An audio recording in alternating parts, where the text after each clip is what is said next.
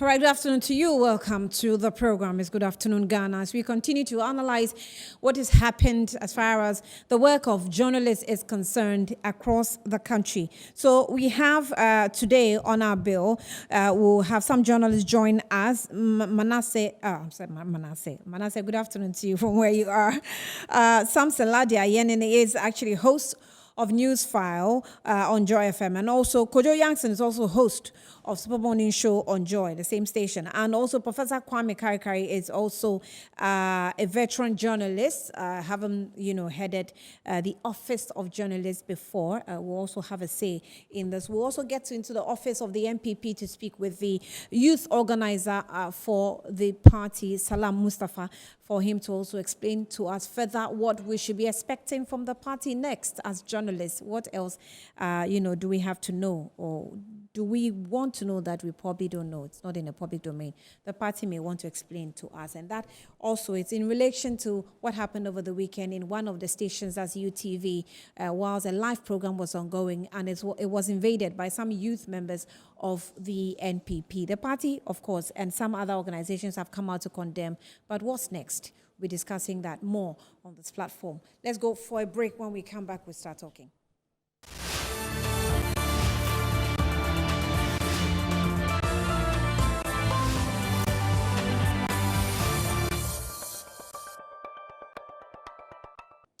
You're welcome back. It's Good Afternoon, Ghana. Earlier on, told you that we're discussing what has happened across the country, and that has to do with an invasion of a TV station during a live broadcast by some supporters of political party NPP that says that they were unhappy with the content that was being produced by this particular TV station, and therefore had written a letter to it announcing its discontent with what exactly is going on that platform.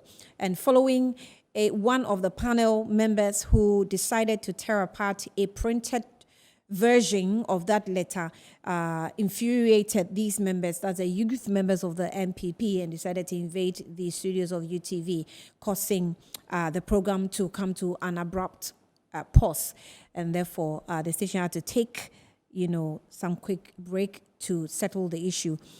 The police has updated as there are releases that have come as response to exactly what was happening. Arrest and prosecute thugs who invade UTV, GJA to police. So the Ghana Journalists Association says that it has condemned the attacks on United Television and has called on the Ghana Police Service, GPS, to prosecute the attackers. The GJA, in a statement issued on Sunday, said that it was informed that about 30 hooligans attacked the studios of the Accra-based private television, and although the police arrested some of them, the perpetrators expeditiously, just as they exemplarily and condemnably executed in the case of the attack on Dagban FM and Tamale in May this year.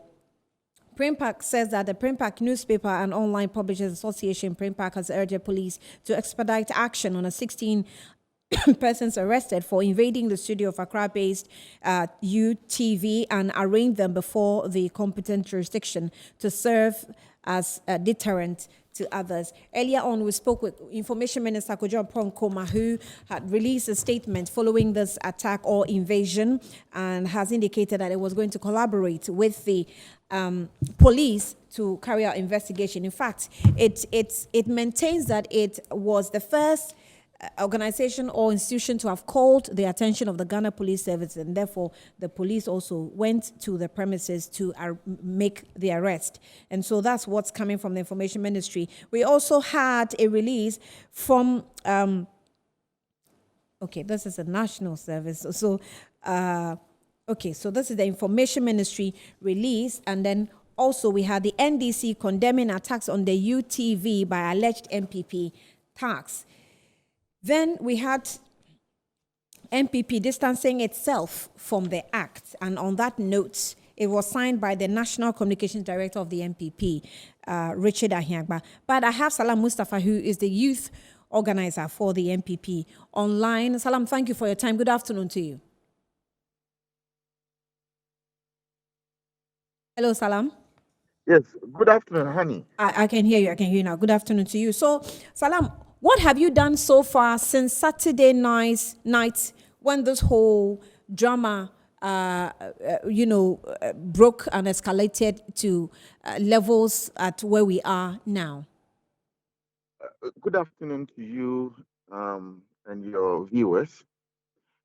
Indeed, rightly mentioned, Saturday there was an incident at the premises of UTV where some known youth of the party went there, and there was an interruption with an on-air program.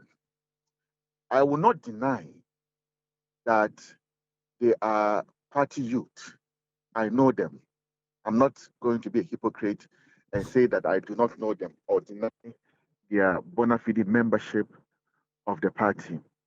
Some are constituency youth organizers and one deputy regional youth organizer who was the lead, to the studio. And when it came to my attention, quickly I called when the brouhaha was raging, and I asked why, the presence, and they mentioned to me that they had a meeting. Usually they have a caucus meeting on Saturday. So it was in the course of the meeting that discussions about the show on UTV came up. And they also had information that one of the panelists was coming there to attack the party. So they thought that they should go and also be part of the program. And They had the information from who? that I don't know where they had the information from, but it ensued in the boys, group discussion that they were having. The previous week, the person had sat on TV and sought to disparage the party, which actually was the center of discussion, and incensed the young people who were having the discussion, and that's why they got up and went there. In fact, I know them, and I can say on authority that none of them is violent in nature, even though completely we disagree for their presence in the premises of the studio.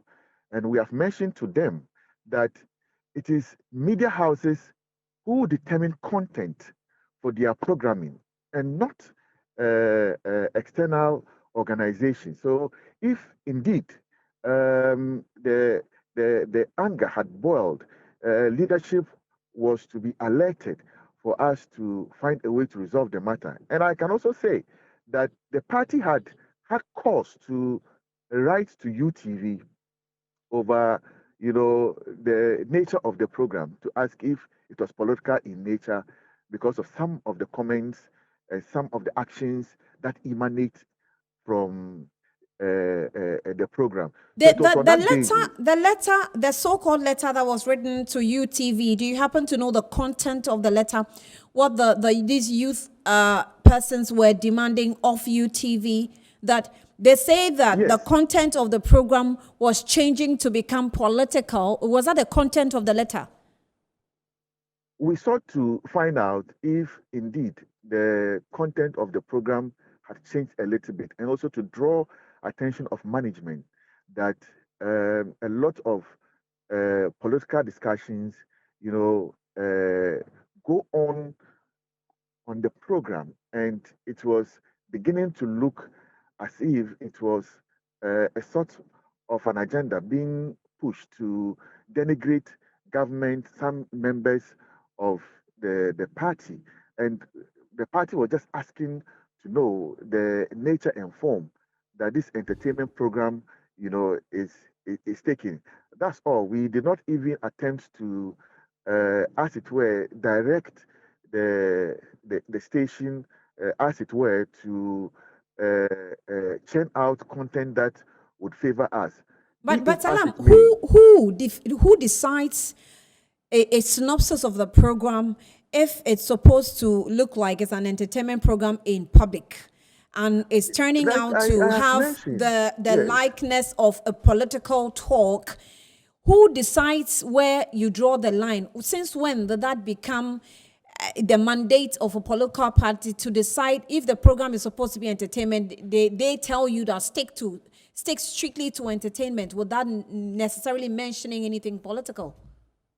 Like I've mentioned to you, we have recognized, and if you read the letter, we recognize that we do not have the mandate to dictate to Right. any media organization how their programming is done. That we completely concede. And if you even watch if you read through the release from the party and even the one the information minister put out, you would also see that we have reiterated the point.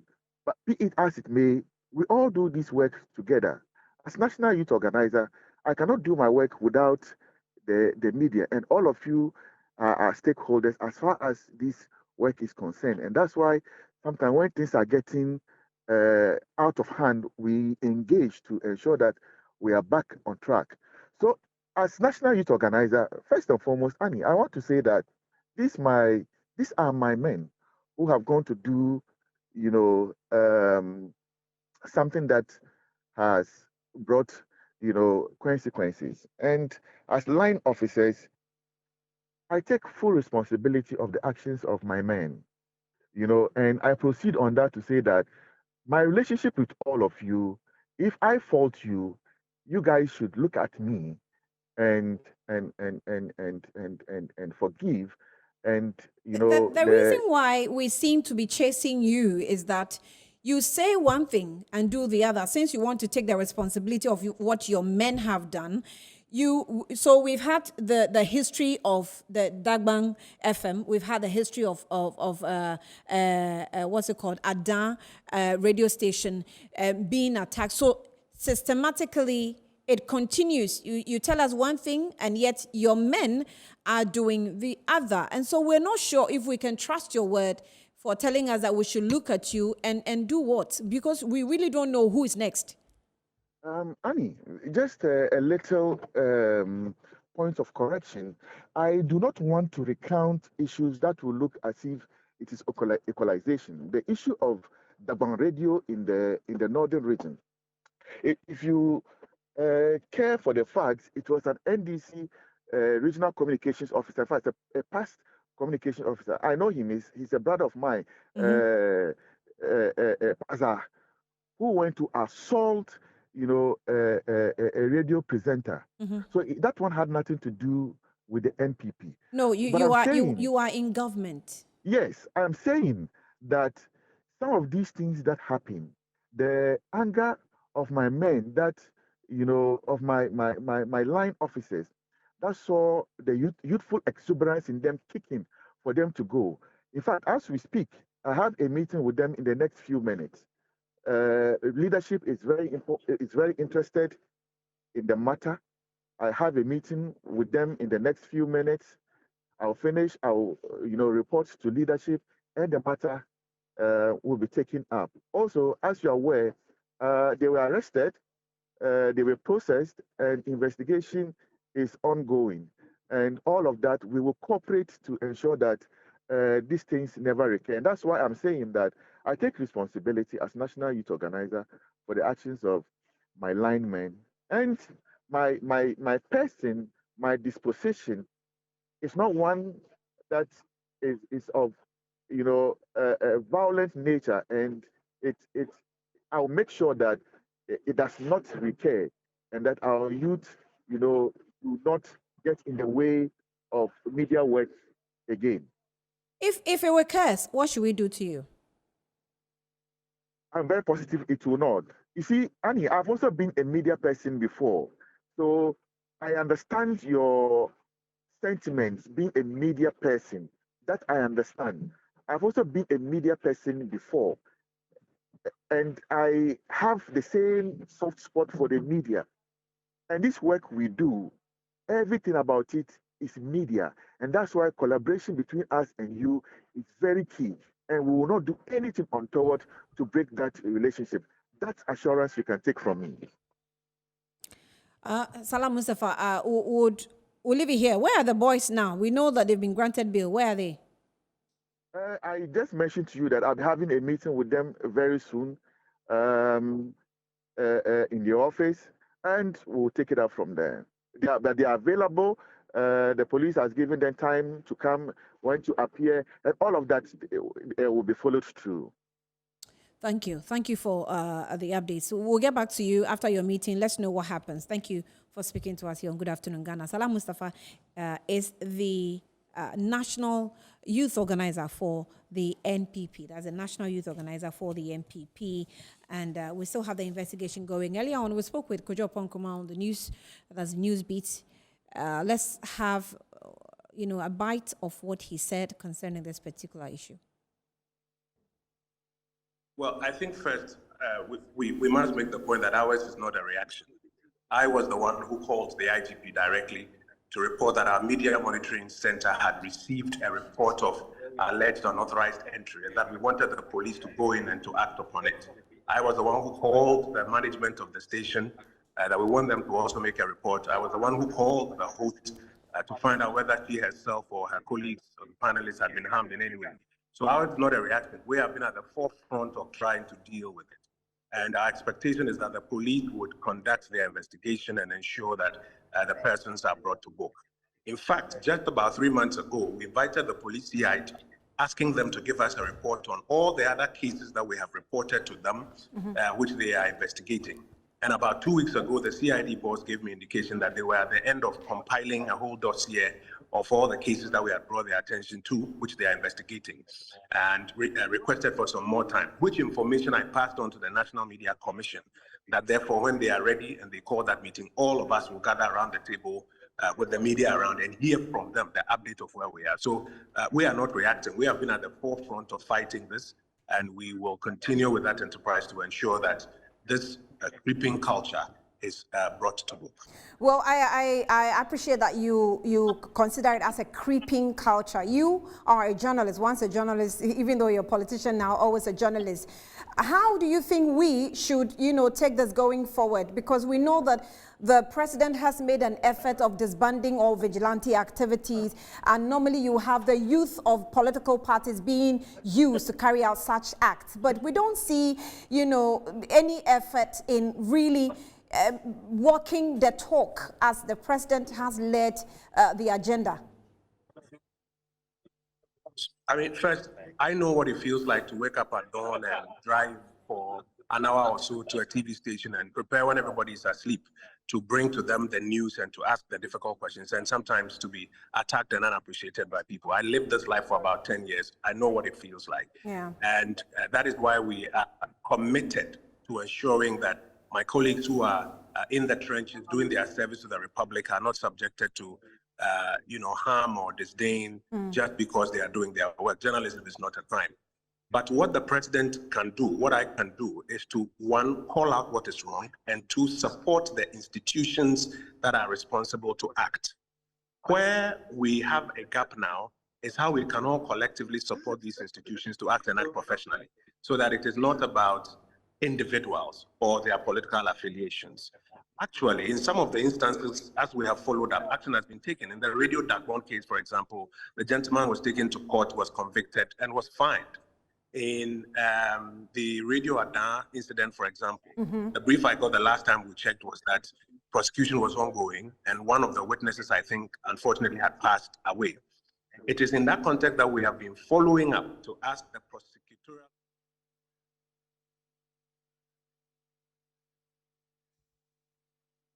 All right, you're welcome back. So that was just an excerpt of interview we had earlier on with KOJO Ponkoma, who is Minister for Information, on same matter. Now, maybe coming from the former media house of KOJO Ponkoma, SAMSON LARDY, ANYENINI, lawyer and host of Newsfile, and then also KOJO YANKSON, who is a host of Super Morning Show, Joy FM. He is with me in the studio. Thank you. It's a pleasure having you in the studio. This is very nice, Annie. Thanks for having me. Thank you for coming. Also, Samson is also on the line. Let's see if he can hear me. Samson, thank you so much for your time. Good afternoon. Hello, Samson. Good afternoon. Great, I can hear you. It's a pleasure having you again. So, we've been trying to understand, analyze, criticize, understand, all that has happened from Saturday to today. We've actually looked at the press index, which doesn't look good for Ghana. We've dropped about 30 places, lower from 2019 to 2023. So we're obviously not doing good as a country when it comes to press freedom. So let me hear you first. KOJO, YANKSON's with me in the studio, so just so you know, your colleague is here. Yeah. So let's hear you first on everything that has happened from Saturday till today. There ought to be a context to Saturday, and I begin from the premise on the general question of press freedom that has been under siege, particularly in this regime. And I make no apologies for saying so because the evidence is quite, appalling. It's just too much of evidence to show from party attacks at the very onset of this administration in their very first term attacking even a court. Who would have imagined that that would happen in our democracy? And the question is, what happened to them in the end? What happened to them?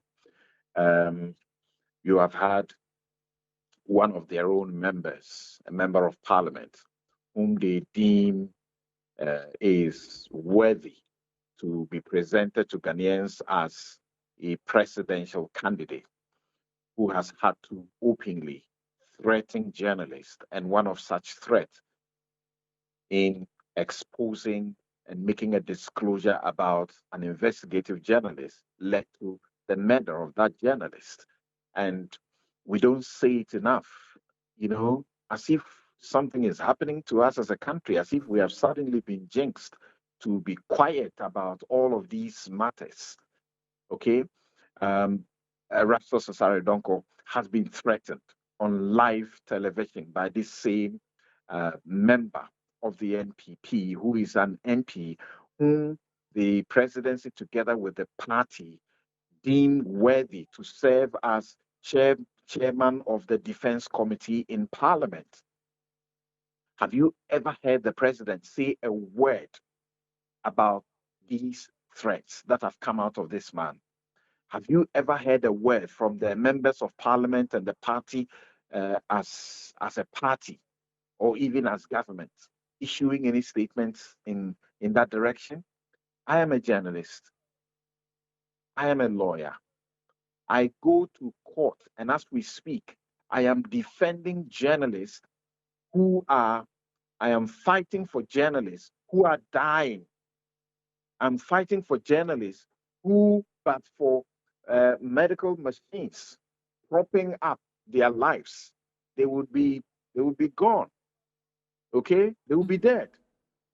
So I look at it from a very practical perspective. When you say that a media organization, independent and private commercial, not state broadcaster, is doing a program, and in your view, an entertainment program is turning into a political program, and therefore you deserve a certain representation. This is what you do by quiet diplomacy, because it has to be by persuasion. It has to be by pleading. Mm-hmm. That is, if your facts are correct. I disagree with them that their facts are correct in the first place.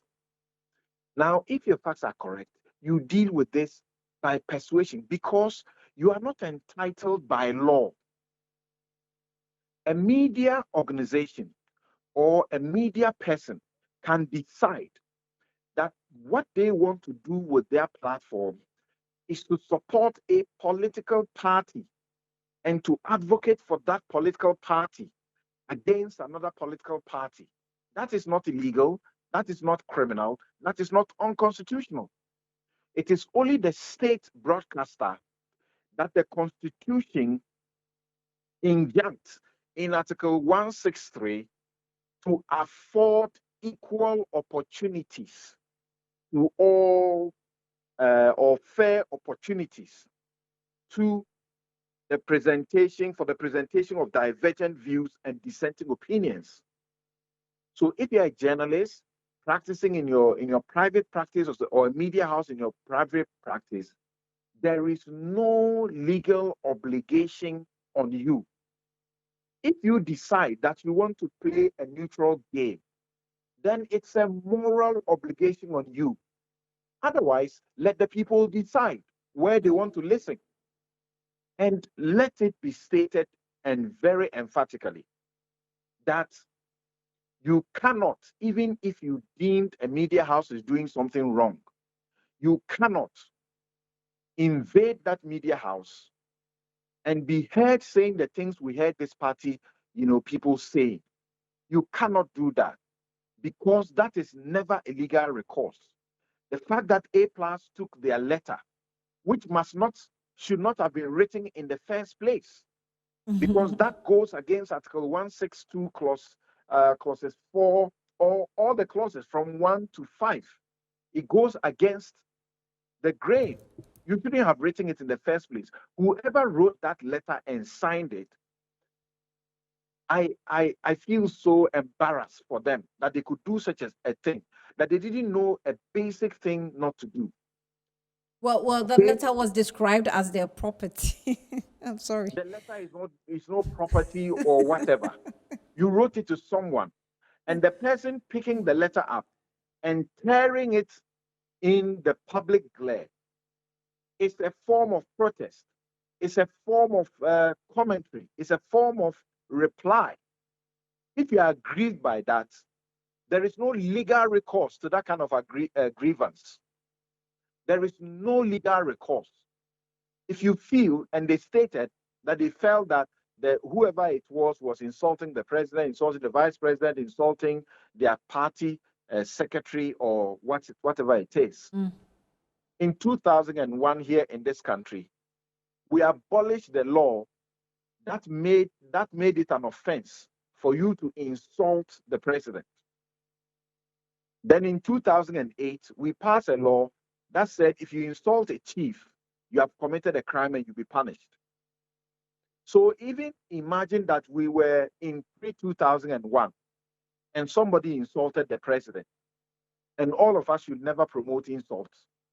We should promote argument on the basis of the strength of your facts and issues and the logic that you present. Is it lawful? Is it allowed for anybody to walk into a media organization and begin to misconduct themselves in the way they did? I hope they will be prosecuted for the trespass on that property. I hope they will be prosecuted for the conduct that was conducive to the breach of the peace, and punished in such a way that it will serve as a deterrent to others. But you see, I come back to my point that this has all been emboldened. It has been encouraged by, one, the silence of the highest of leadership, and two, the statements that seek to actually encourage. And once again, I associate myself with the statement of the Ghana Journalists Association that they have made me very proud as never before. Right. Samson, we'll leave you here. We're grateful for your legal advice. We'll get to you as we continue to analyze this matter. Let me also attend to those with me in the studio. KOJO YANKSON has joined me on set. KOJO, thank you again. You've heard your colleague there. When Samson was speaking, one thing that I thought was, okay, we've been saying that when it comes to journalists, nobody really speaks our matter for us. So everything is just on us. We are talking people's issues for them almost on the daily basis. We have one of our own in cold blood, murdered. And this person, well, sometimes people try to equate the death of Ahmed Swaleh to Honorable Kennedy, based on the comments he made on air. But, legally, you cannot necessarily make that connection. It might not be him. Maybe somebody may have taken advantage of his comments, and stuff like that. However, we still, as ordinary people, have lost someone in our fraternity. But we are the same people who would love to interview Kennedy Japan, but we have the power to black him out. Now you want to, run for presidency.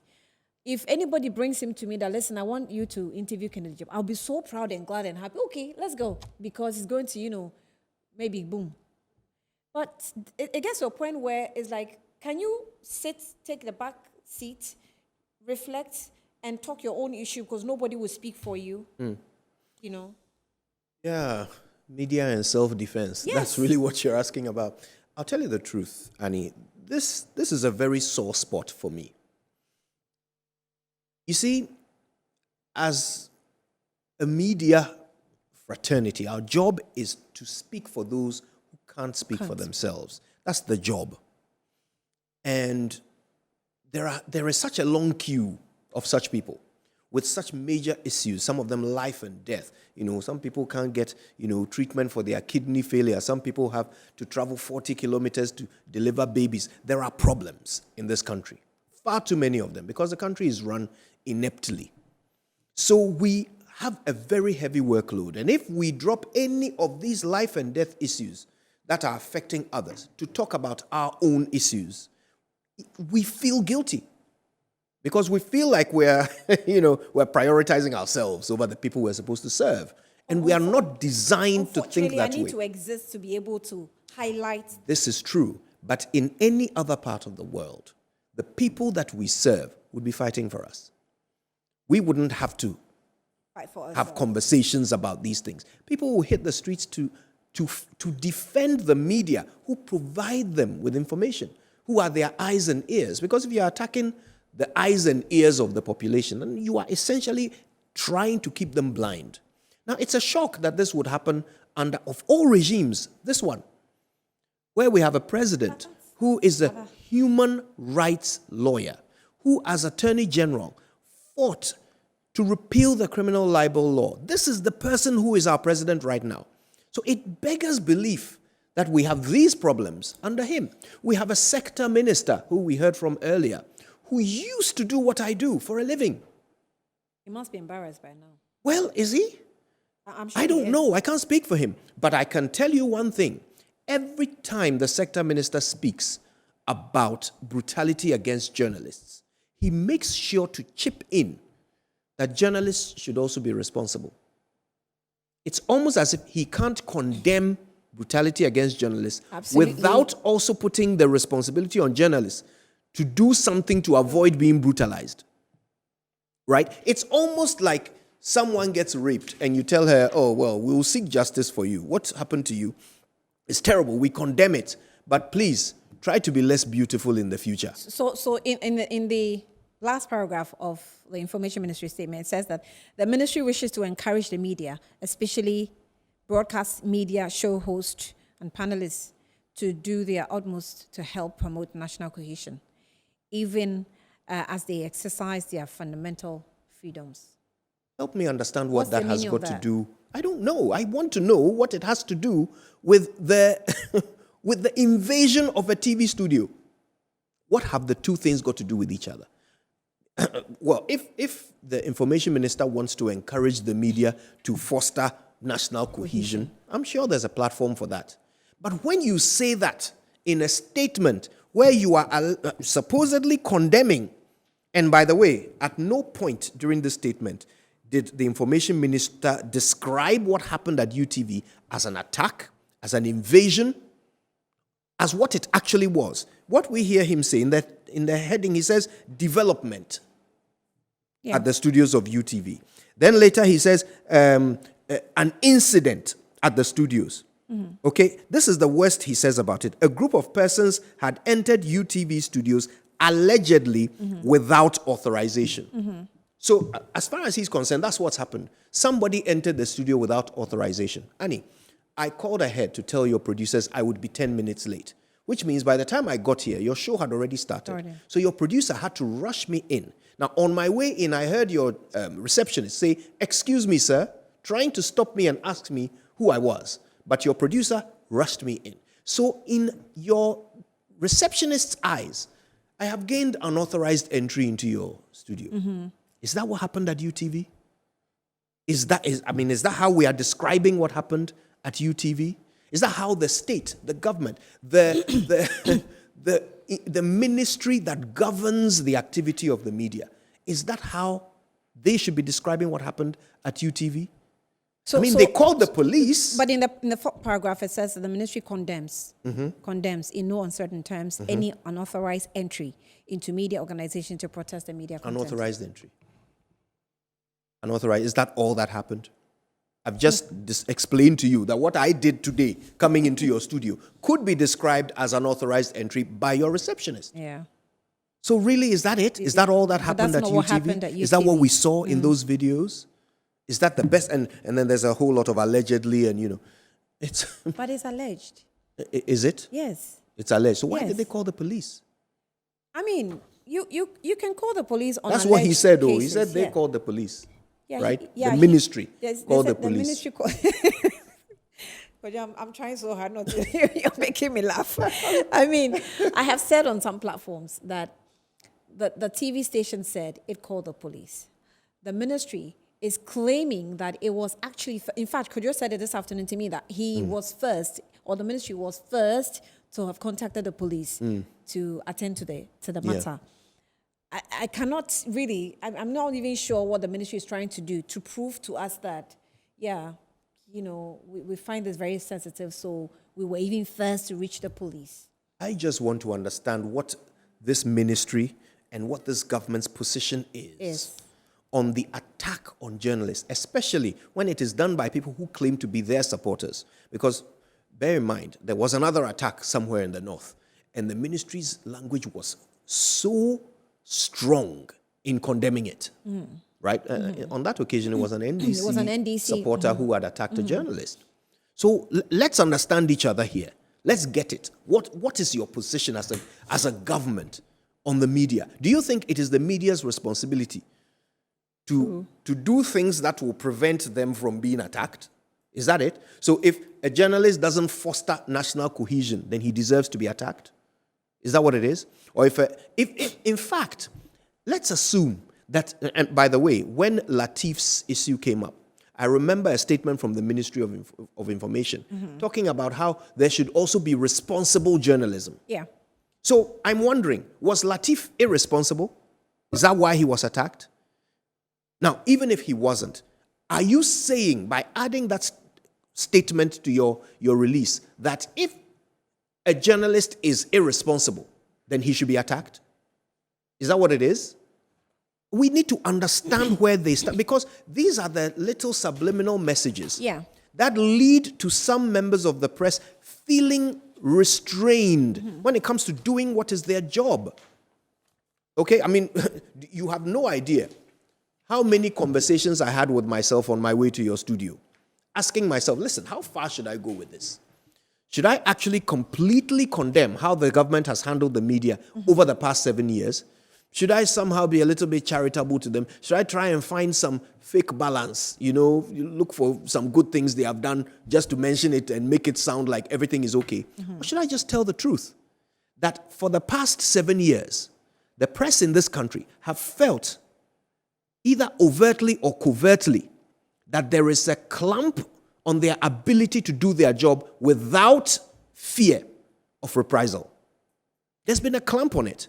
I don't think I'm the only one who feels that way. If I am, I'd like to know if I'm the only journalist who feels this way. And there are so many ways in which they can get back at you. Look, sometimes they will even find a corporate way of attacking your institution. Yeah. Whether it's by, victimizing you through taxation. And by the way, if the GRA says you owe tax, what can you do? Who are you? You owe tax. Okay, so there are millions of ways in which they silence people in this country. We see it all the time. So maybe we would see we'll consider the information ministry as an extension of government, and so maybe they will be a bit biased. You may want to understand their biases. But let's look at the NMC. It says the National Media Commission is, I don't know if I can also see that's an extension of government, but the National Media Commission is concerned about the reported attacks on UTV and is working with the Ghana Police Service to address the situation. The Commission is concerned about the increasing use of violence as the preferred method for addressing grievances against the media journalists. Perpetrators of such crimes must realize that violence does not produce better journalism. Now, this is why the Commission provides anyone who feels aggrieved by the work of the media the opportunity to seek redress through the complaint settlement mechanism of the National Media Commission. Goes on to say, as we approach the electioneering process for Ghana 2024, it's important for political actors and all Ghanaians to learn that the Ghana we envisaged will not be built on the path of violent attacks on journalists. The next couple of weeks, the NMC will be rolling out a comprehensive program to reactivate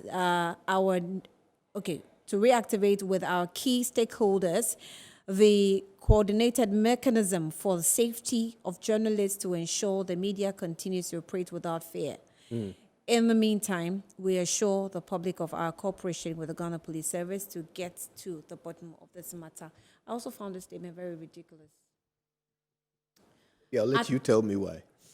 I thought they just took the opportunity to announce their next program over coffee. It absolutely had nothing to do with the attack. There was no strong-worded condemnation on what happened. It was just dilly-dallying with everything that happened. And it's like I have to come and read English because National Media Commission had released a statement. I don't know if I'm alone. We have a bit of a problem here with our regulators. It's not only the NMC. In Ghana, regulators think that they don't realize they are the protectors of the sector they regulate. Yeah. They don't realize that. They think they are they don't realize? Well, they don't act as if they are. Yes, okay? they don't act as if they are, but I think they realize. They know what you're doing. But they don't do anything to make us see that they are aware of that. Okay? So they act as if their job is to be the stick, right? And discipline the sector. Yeah. So they say, look, if you have a problem, come and report it to us. Yeah. Come and report it to us. We will deal with it. We will deal with those journalists. They are under our purview. We will deal with them. But where's the protection? Because if our regulator doesn't protect us, who on earth will? Okay, the NMC, I'm sorry, but look, they play a very important role in our setup in this country. But it's very difficult to find enough examples of when they have stood up for journalists. It's hard. I mean, we have far too many examples of when they have chastised journalists, caused them to apologize, because, like I said, they give the impression that the only role they are here to play is to be, big brother and whip us into line. So who is protecting us? While we go out there to speak for everybody who can't speak for themselves, who is speaking for us? I'm really, I am a journalist, so permit me if I'm a host and I'm still joining in the discussion, but I am at a loss as to where we go from here. I don't think I even give a hoot about, but the minister released a statement to condemn. And we keep doing these things. Well, but we condemned it. We disassociate ourselves from this act. And it's always after the fact. You understand? After someone has been killed, after someone has been attacked, someone has been harmed, and then we always come and then condemn. And then what? To be honest with you, Annie, But I find persons, and what my fear really is how you find known senior members of the party in question, be it NDC, MPP, and they make pronouncements that are, war drums. It's not that they don't know that it's wrong to intimidate the media. It's not that they don't know. How many days ago was it that Bernard Nchibwe-Siakon, Chairman Muntumi, the Asante Regional Chairman of the NPP, actually threatened his colleague NPP member, Kennedy Agyapong, with the police? And the precedent that he cited was that Kennedy Agyapong had threatened a journalist who ended up dead. Bernard Nchibwe-Siakon is no small person in the NPP. So do you think the leaders of this party don't know that it's wrong to threaten a journalist or that it's wrong to harm a journalist? You think they don't know? They are threatening each other with it. When it suits them, they know the law.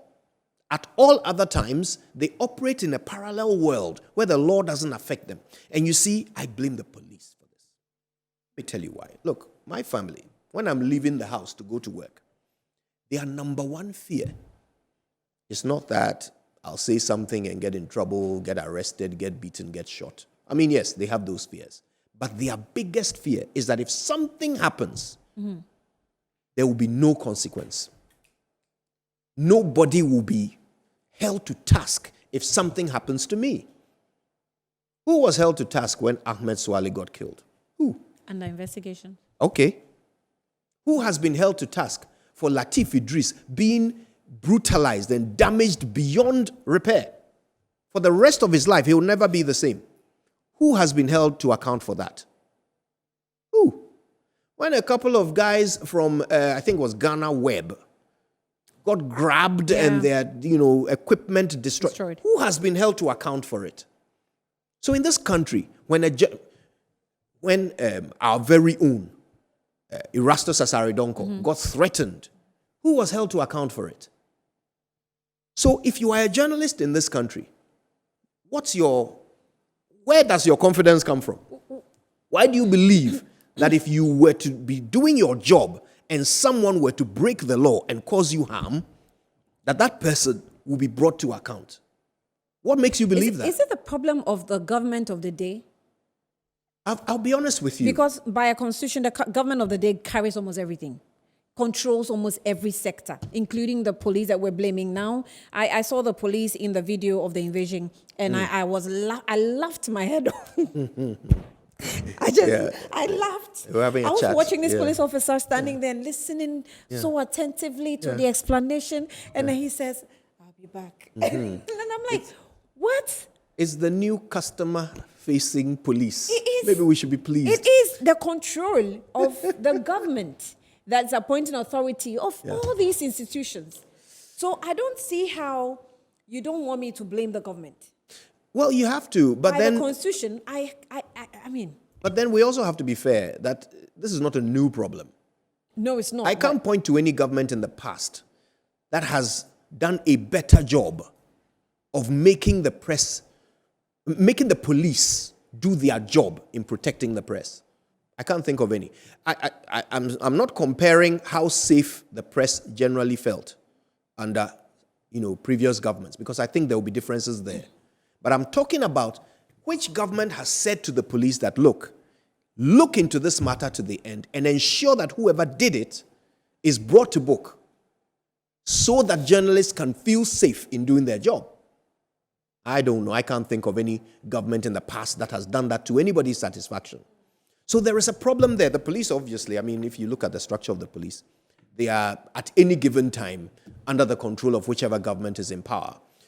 We are led to believe that we currently have an IGP who doesn't fit that mold. He's different. He's not the president's boy. He's doing his own thing, which is all well and good. Until recently. Unfortunately, he is also the IGP who has ordered a media blackout. And the police only ever communicate with the public through statements. That's it. So today, if I want to follow up on those 16 guys and find out whether they are being prosecuted, whether they were locked up, whether they were released on bail, nobody can talk to me about it until the police decides to release a statement. This is what I'm talking about.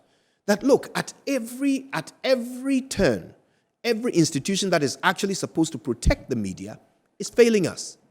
In one way or another, they are leaving a gap. Journalists Association? Well, I've got to say I was very impressed by the statement they released. I would have liked to see some ultimatum given. That, look, we've observed your statement. We've seen how you've talked in it. We've realized what you're doing. Either, come again by this time, or you hear from us, or ensure that the police, I would have liked to have seen a call to action in addition to the outlining of everything that was wrong with the statement that came from the information ministry, which I commend the GJA for. That was well done. Okay, but can we do more? Can we call for action and give timelines? Tell them that, look, we are not going to leave our journalists to feel unsafe as they do their job. We're not going to do that. I mean, coming in here, I didn't see any armed security guarding you, Annie. Of course, you're a brave woman, so maybe you're not worried about an invasion of your studio. But the truth is that there's really nothing that has happened since Saturday to make it less likely for this thing to happen again. So here I was thinking, maybe we'll have to organize a media meeting, be in some corner, be without the Ghana Journalists Association thingy. Just ourselves as media people, but I can't trust even us. KOJO YANKSON, thank you for coming through. My time is up. So KOJO YANKSON is host of Super Morning Show on Joy FM. We earlier on spoke with SAMSON LARDY ANYENINI, who is a lawyer and also host of Newsfile. We wanted to speak with Professor Kwame Karikari, but we were unsuccessful. He's a veteran journalist, but we were unsuccessful in getting to him. But we had the opportunity to speak with Salam Mustafa, who is also the youth National Youth Organizer for the MPP, and he has indicated that he takes responsibility of what has happened and will follow through. We are going to follow through with him and see how far we get with this so that it's not just a rhetoric, because it definitely has become a systemic situation. It's one too many. KOJO, I'm grateful that you joined us in the studio. Anytime. Mr. Englishman, thank you for helping Ghana. My name is Ania Fampo. Thanks for watching. Good afternoon.